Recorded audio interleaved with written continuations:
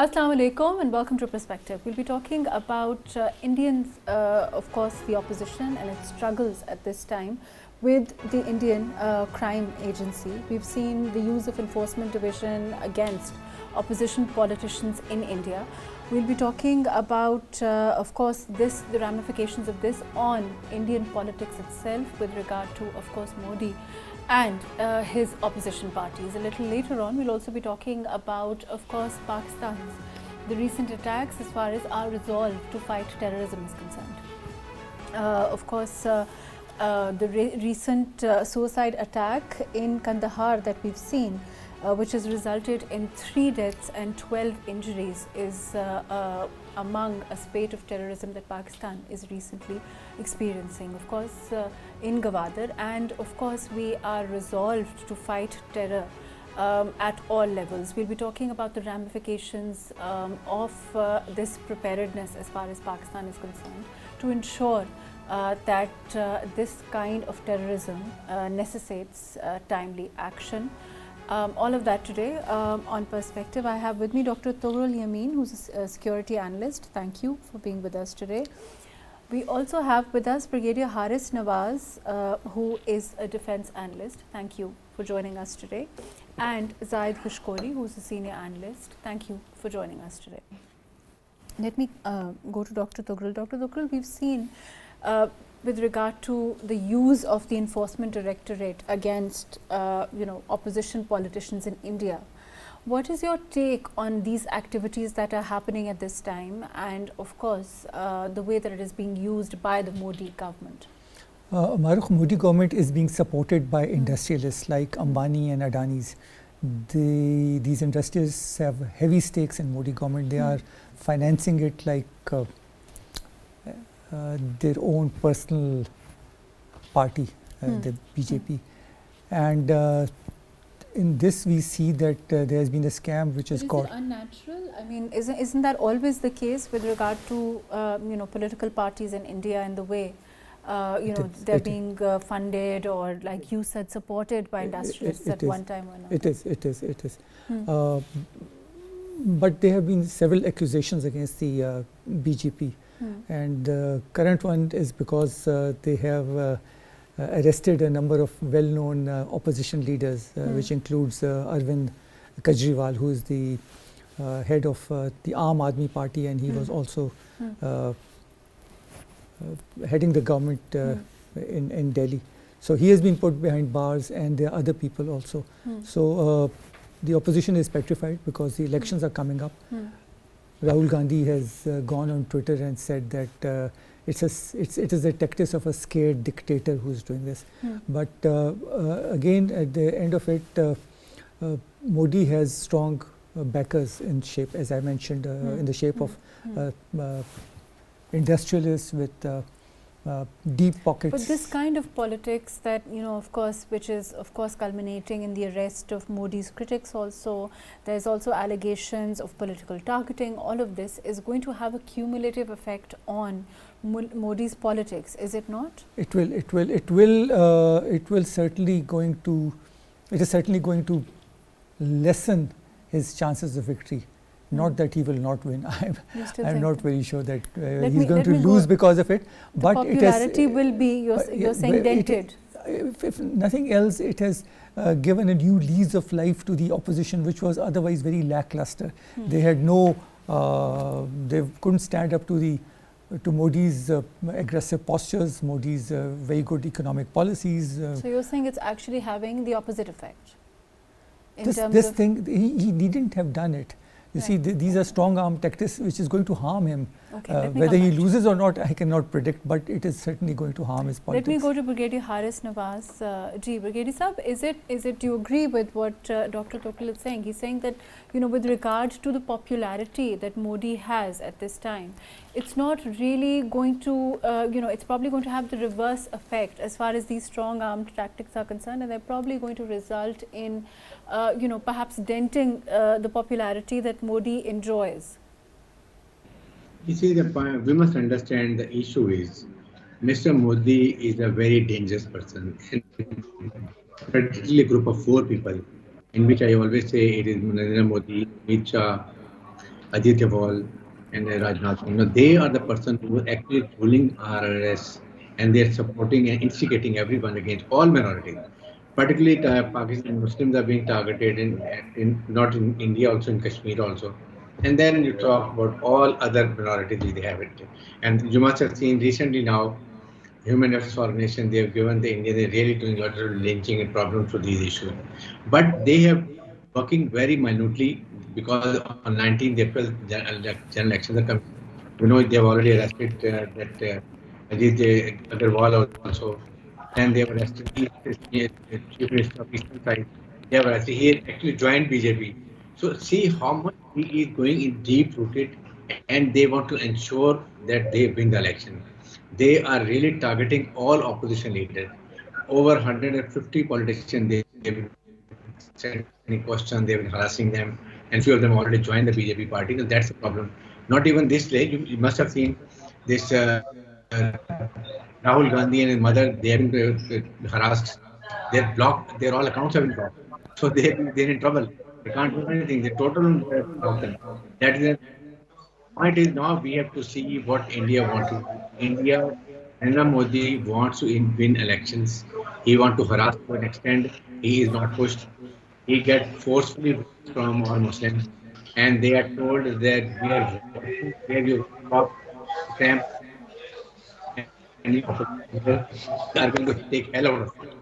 These are things which means that they are well entrenched with the support of top businessmen. They are with him making huge of money, and he proposed that he has a zero tolerance for corruption.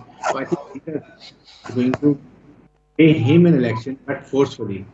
And what is working, but problem is and European Union's Mr. Modi is their darling, and they support her with, before he became Prime Minister, he was not even given a visa for those places, and they were called butcher of Muslims in Gujarat.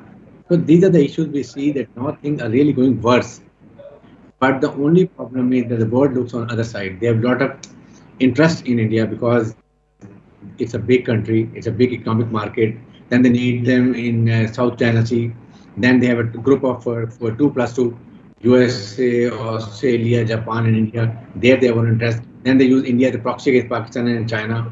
And they're good terrorism. Then they don't want to Pakistan make a CPEC. It should be completed. These are the issues. That's why we say that now India need to be reined, and they are doing economic terrorism, money laundering. They are sending terrorism in Pakistan and neighboring countries.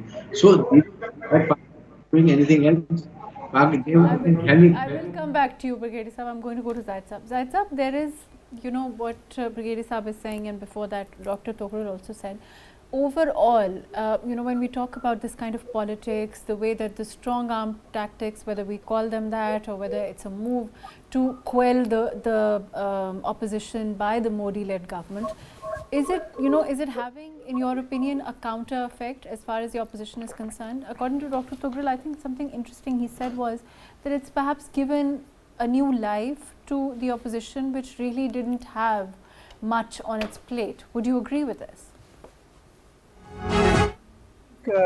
Somehow, obviously, this new wave started by BJP government against its political opponent would give an opportunity to politician in the opposition to get momentum in the upcoming election. It's the first of its kind trend.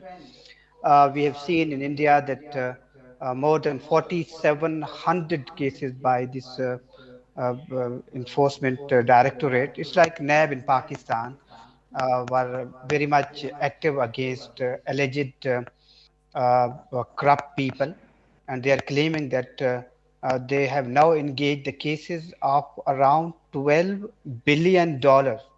That's what Modi told in a media talk recently. And to targeting their opponent, it's a first experiment otherwise in the recent history. And Modi is gaining ground with the most, as an aggressive, very sort of doing arrogant sort of politics. And such leaders are getting popularity in the world, by the way. The nationalist and whatever he did in the Kashmir, in 2019, and it even gave him more momentum, gaining more deep-rooted hotbed for the politics of his party, and also establishing good relationship with the world and emerging as uh, a bigger market in the world. And that's why this trend, otherwise, we have seen in Pakistan, by the way, with the different political parties in the recent 4 5 years. But now in South Asia as well, like in India, the best democracy, otherwise, they are claiming, but what is happening against Muslims over there? What is happening with leading political opposition party? And this man who has been arrested, the heading the Delhi government, he himself has been, when the Aam Aadmi party was established, I was in India, and when the Anna Hazare was also protesting at Jantar Mantar in 2011, and this move he started, otherwise, against the corruption in India, because corruption is gaining ground in India as compared to Pakistan in the past 3 years, if you just go through the report of Transparency International. So this man started this, and he was also accused now of on a very sketchy sort of a case of awarding liquor license, and but he's denying. But the campaign started. It could boost the morale of political opponent, but in a broader picture, that the behavior of BJP government with its neighboring countries, particularly with Pakistan, never engaged a neighbor partner in different talks and some other issues, as Brigadier Saab told. Obviously, what's happening in Pakistan, particularly in Balochistan, and from the inside of the border, from Afghanistan as well, uh, Pakistani agencies have firm belief, even have the evidence that India has been involved in spreading terror and abetting and financing the terrorists from Afghanistan territory. And that's what forced Pakistan after 2 years to just targeted the militant of TTP inside the Afghan border. And Pakistan, I'm glad that Pakistan at least revealed this policy, aggressive policy against the militancy, terrorism, and hitting the hideout of terrorists who are engaged in Pakistan. It doesn't matter, either they are sitting inside of Iran border or in Afghanistan. And this sort of policy should have been adopted much, I think, for 5 6 years ago even. And that's why one of the reasons that now Pakistan started engaging against engaging Afghan government now. One of our top delegation is going to Afghanistan to discuss this issue, particularly of TTP1. And then Iran also understood that the attack, the otherwise whatever Iran did first and Pakistan retaliated, and they understood that they were perhaps misled by the intelligence agencies. So it's a very good thing.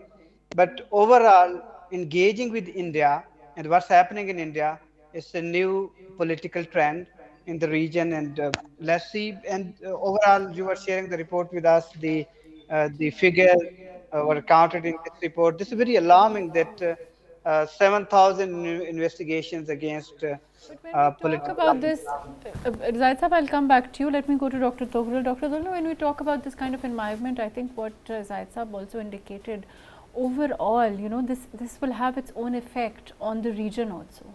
Kind of spillover effect of what's happening inside India. For Pakistan also, and of course we are looking at terrorism again. Zahid Saab was talking about it also. Of course, Gwadar and the kind of challenges that Pakistan has faced as far as terrorism coming from India is concerned. There are two things. We were talking initially about Modi. I'm saying that the build up from there, overall the build up the style of Modi politics has been aggressive. The style of Modi politics has been very, very, it's not only been it's been anti all other religions. We've seen the movement against not only Muslims but also the Christians also. So overall, his style of politics, which has gotten traction and again popularity, is a very extremist style of politics, which will have its own spillover effect. There are two things. One is the internal politics. The internal politics, yes, he is But you again. think the internal politics doesn't have an effect on, of course, the surrounding region also? Because it dictates the kind of politics Modi has consistently put forward. Let's be clear. There's an internal politics and there's a foreign policy. His foreign policy is aggressive, his internal policy is aggressive. So we are trying to mix up two things. If there are, for example, farmers... You're saying it's not important, the internal politics.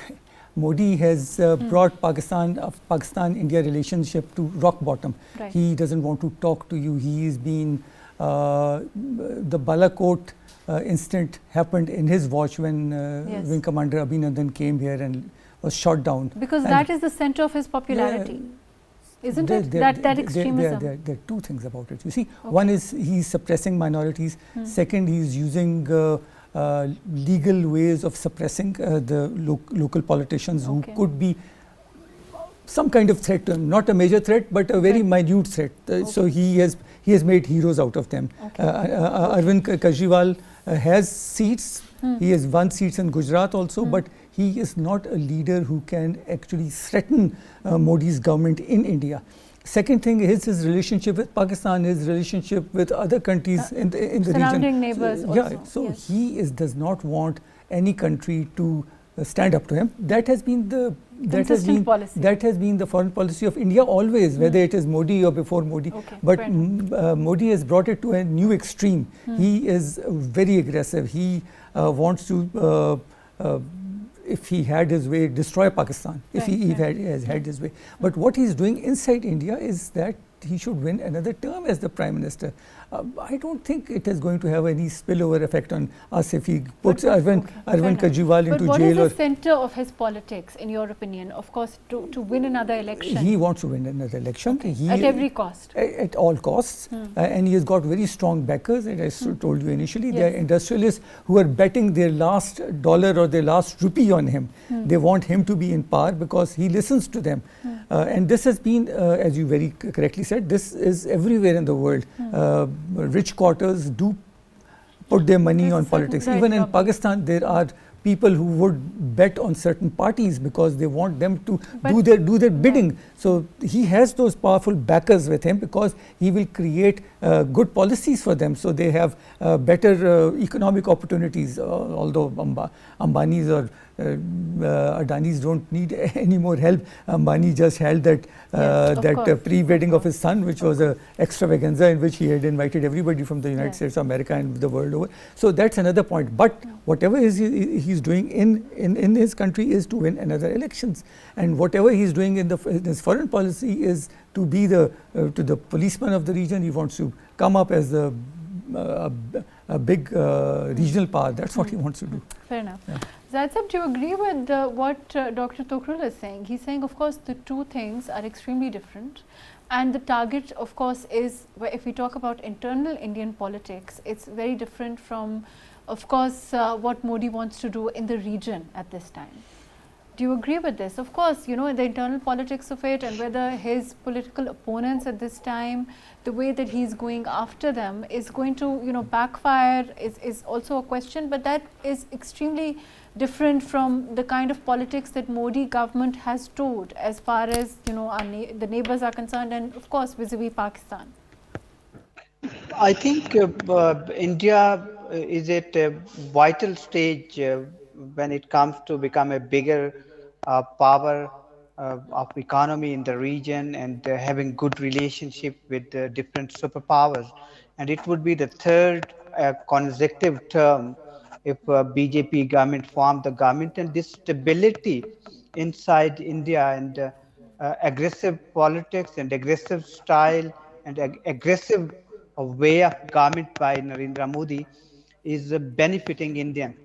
I personally think because he's meeting and he's living up to the expectations of Indian people when it comes to deal with disputed issues of border like Indian held Kashmir, and with China as well. The popular demand of public is meeting this uh, popular demand, I personally think. And this stability in the past 8, 9 years, edging up India to go beyond and go ahead as compared to Pakistan.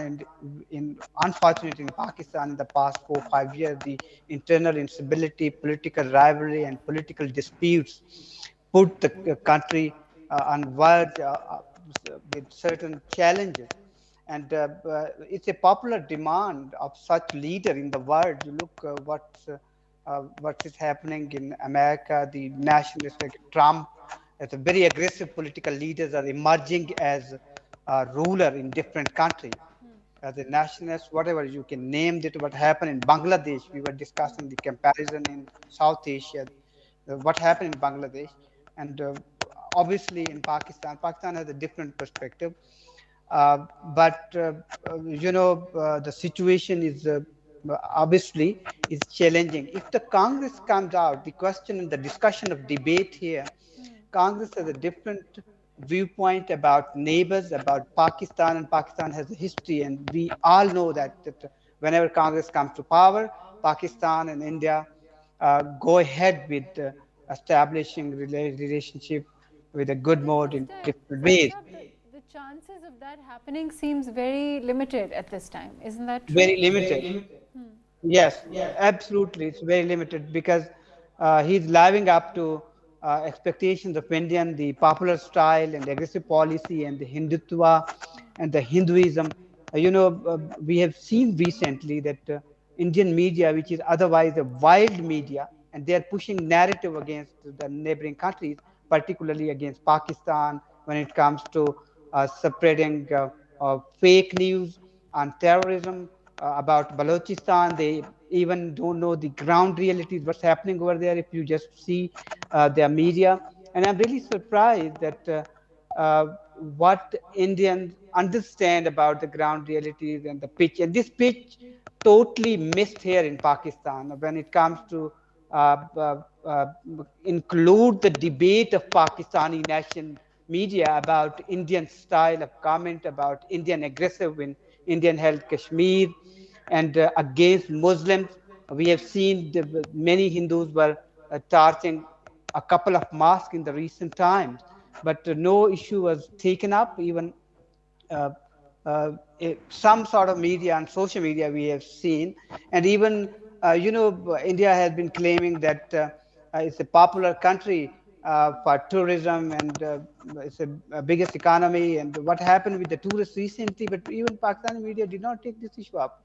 If one thing is happening in Pakistan, that is everywhere in the world. Even the 9th May episode covered by Indian media in a maximum way, as compared to even Pakistani media. So in a different way, the sporting thing. And India is not focusing only on this style of comment.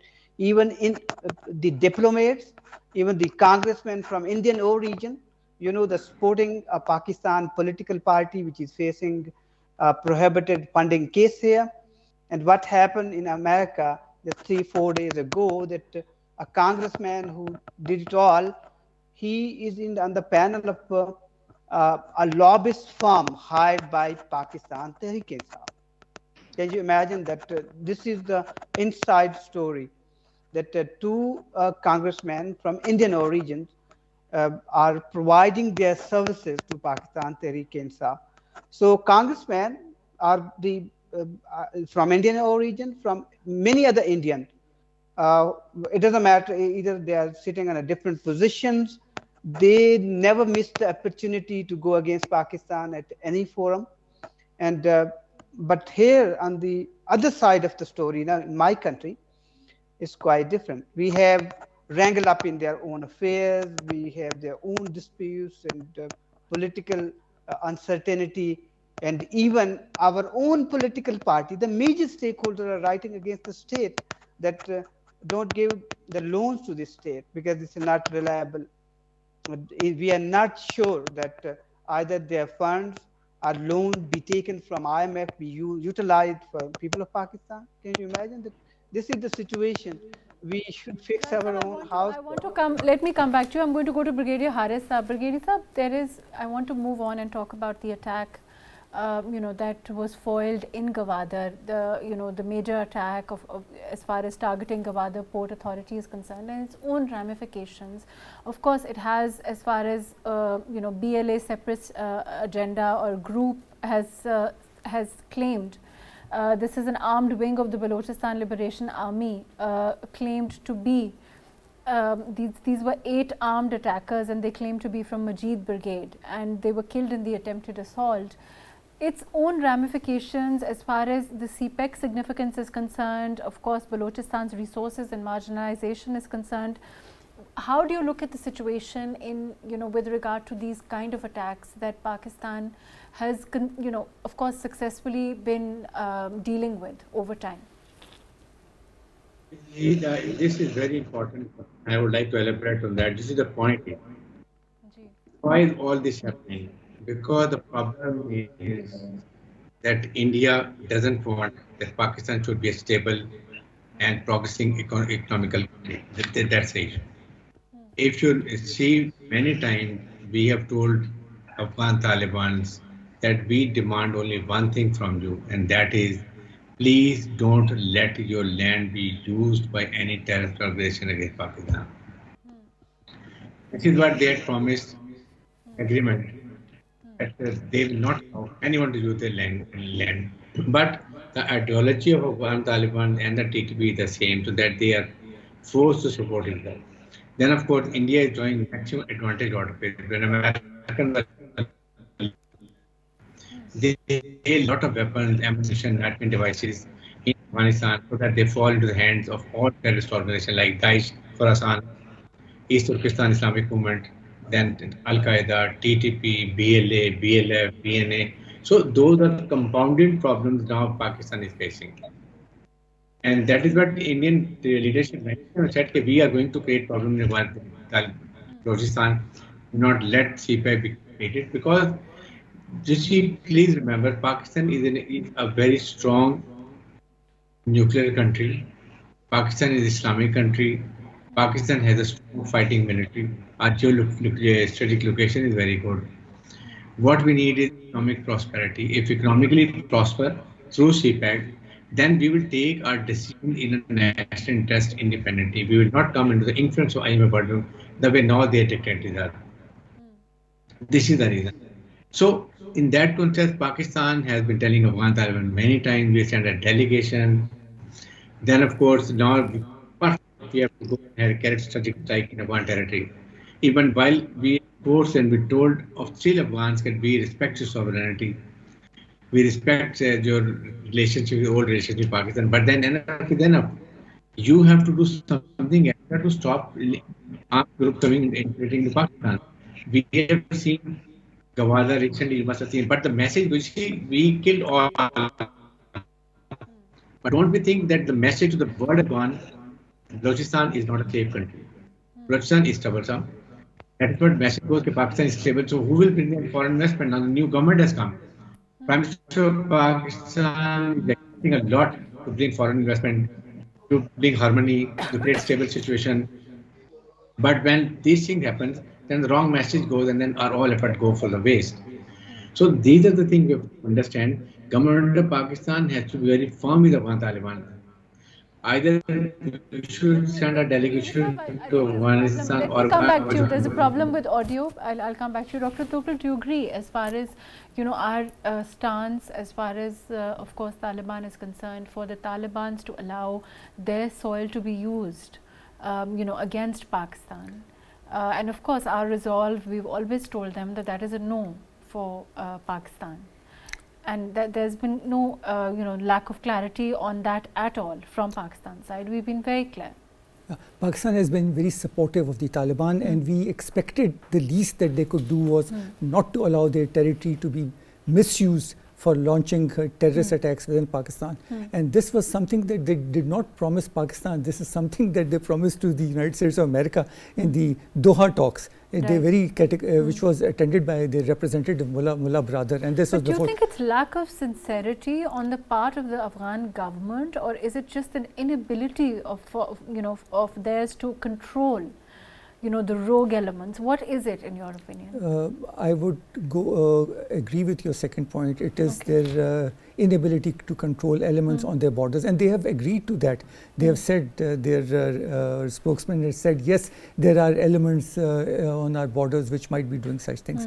But the buck stops with them, with whoever is heading the Taliban government. Of course. So the Taliban had agreed. Taliban said we would not do it, but their attitude has sometimes been very bewildering. They have been saying to Pakistan, look, this is your problem. It is something that you ought to control. And this was something that Pakistan thought that was being ungrateful, because Pakistan has been bending over backwards to help the Taliban government. Pakistan has been in the forefront in saying that the new Taliban government should be recognized. Pakistan has been in the forefront in saying that their accounts should be unfrozen. So this shows a lack of gratefulness. And we are not asking them to suck up to us or anything. We just want to be have of course, good, we want them to not have, just control this. And even our special envoy, Mr. Durrani, has also met their Shahji affairs, and he said that business will go on as usual. We don't want our normal relations to stop. The only thing is that we want you to control these elements who are operating from within your territory. Fair enough. Zahid Saab, we're talking about the rogue elements, the terrorism that continues to seep in, unfortunately, from the Afghan side. The inability, whether we say, to control that kind of terrorism from, by the Afghan government. Our resolve, and of course, we've made it very clear to the Afghan government that this is not acceptable to Pakistan. Do you think that there is, any lack of clarity on that from the Pakistan side at all? It has been a problem, Mahrukh. We all know this, that Pakistan tried to fence the border with Afghanistan and Iran, and almost it's in the finishing touch. But we haven't seen its impact inside the border, because I, as a reporter, went through many reports prepared by law enforcement agencies of Balochistan that in 2021, in 2022, around 0.2 million Afghans who were actively involved with Afghan Taliban poured into Pakistan territory in four districts and they settled in 4 districts of Balochistan, particularly in Qila Abdullah, the bordering areas in Qila Abdullah and Loralai, and 2 other districts. And they were a huge threat to the land order situation in the province, but we haven't seen this, that they were being sent back to Afghanistan. Either they were checked out and they were not registered Afghan. They created problem for Balochistan police, FC, and many other Pakistanis settled over there. Pakistan has to check it out, this important thing. I understand that Pakistan has been fighting aggressively against militant, and TTP particularly is an undeniable story that everybody knows this, that TTP have strong established link within Afghan territory, being supported by Indian and other hostile intelligence agencies, and they are conducting attacks inside Pakistan border, particularly in Balochistan, in tribal areas. We consistently need another approach. As you know, the Pakistan started second operation is going to start after Eid to send back Afghans who have no registration, no documentation.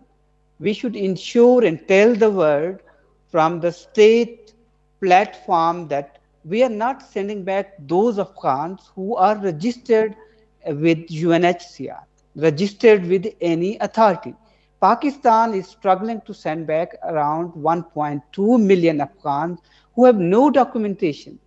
And no country on the earth would accept any citizen of any country on its soil who have no registrations, no travel credentials, nothing. And obviously, he or she is a real security threat. And Pakistan is trying to send these Afghans with dignity back to their country who have no travel documentation and neither registered here in Pakistan. But here is a popular agenda by the international organization as well, a hostile country as well, that Pakistan is kicking back Afghan to their homeland. Uh, we should understand this. Pakistan has sent back 0.5 million Afghans who have no registration at all. And this porous border already provided opportunity after Taliban took over in Kabul, and the many hundreds and thousands of Afghans entered into Pakistan border. As I told you, one example of Balochistan. And these were the official documents which I went through. And we should tell the world that this is the situation. Pakistan is trying and struggling to get rid of all these menace, and Pakistan also obviously hosting the largest refugees in the world, and since decades. So they are growing up, the population is increasing, and they were capturing major business here in Pakistan.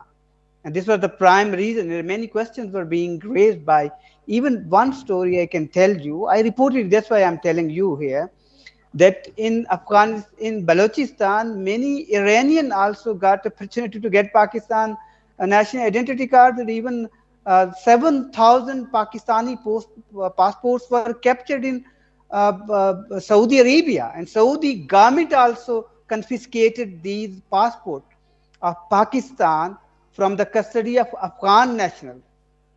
You can imagine the volume and the penetration of foreigners here in Pakistan, that how deep rooted this problem is. So this is the situation on the ground, and we try to get rid of this. And obviously, Pakistan is struggling, and this was the major reason that Pakistan is facing many challenges.